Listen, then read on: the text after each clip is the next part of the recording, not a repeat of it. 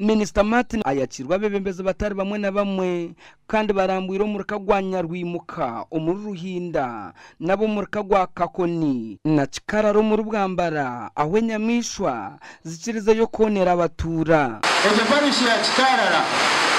tuza kontininga fence ejo tugiwe Kanungu aboda tujojeye namwe nimwe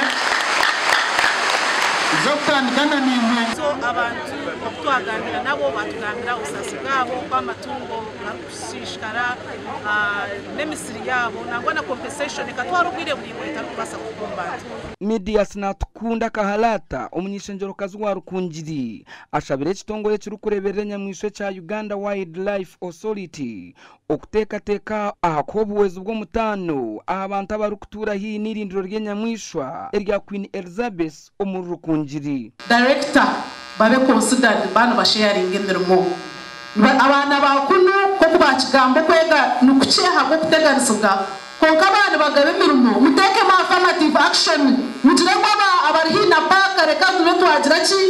twahereza mnonga ninjire cyo wacu notingano isha kukigambaho abatura abemisiri yabo berekereza ibwe Nyamwishwa nibetombitore kitongore cya uwa obutahwerekizo beki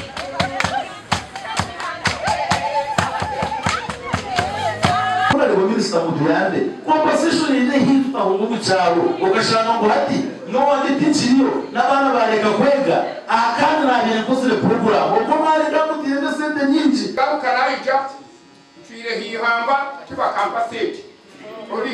kandi habanje hariho mufurete bamwe bazonyinjire kureba timu nashangiye ko bizatwara inkoto zambira Kwakuri n'abantu ekoko tukisha tukakwata ekoko kikashwara wabo tiro yandiko kuratirira kuza polisi okakuza bora kuratirira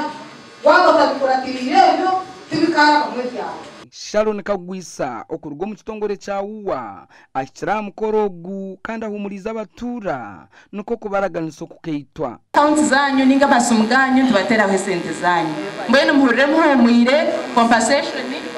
eruho kandi muza kushashirwa ekikuru munonga no kababa kandi mukaforowinga